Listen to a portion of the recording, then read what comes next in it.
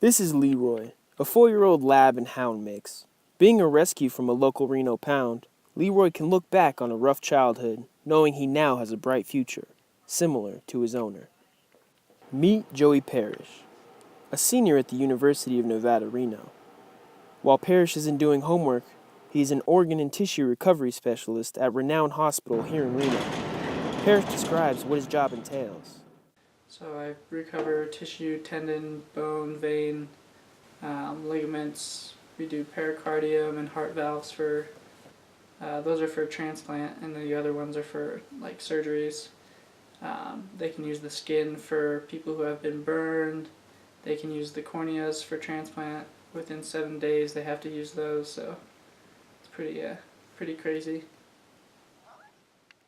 Parrish has a bright future in the medical field. However, it is his inspiring backstory that is truly impressive. Throughout his childhood, Parrish was in and out of hospitals undergoing surgeries at a very young age. Parrish explains. I was born with a rare liver disease called biliary atresia, and the doctors found out about it when I was like 2 weeks old, and they did a Kasai procedure to buy me some time until I could get my liver transplant. And at the age of 6 months, they did the Kasai procedure. So this was the first surgery that was done at 6 months old for the Kasai, and then they did this one when I was 6 years old. Being only 6 years old at the time of his transplant, Parrish describes the difficulties doctors had in finding a liver that was a match. So the matching process kind of goes with blood type, your size, your age. There's a whole bunch of criteria that goes into it before you can even be considered for a match.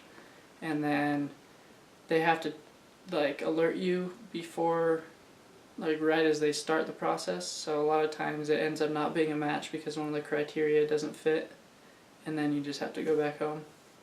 So it kind of sucks. He describes the back and forth trips from Las Vegas to UCLA that he and his family took during the matching process.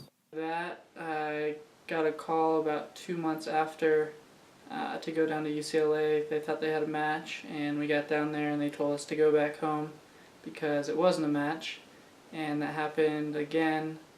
And then finally on August 21st of 1999, I went down, and it was for the third time, and the liver was a match, and everything fit perfectly, everything went perfectly. But after that I started getting into some trouble. I had a 45-minute seizure because I was having a rejection to the liver, where they basically pronounced me brain dead, said I wasn't going to come back from it, and went into a coma for a couple days after that.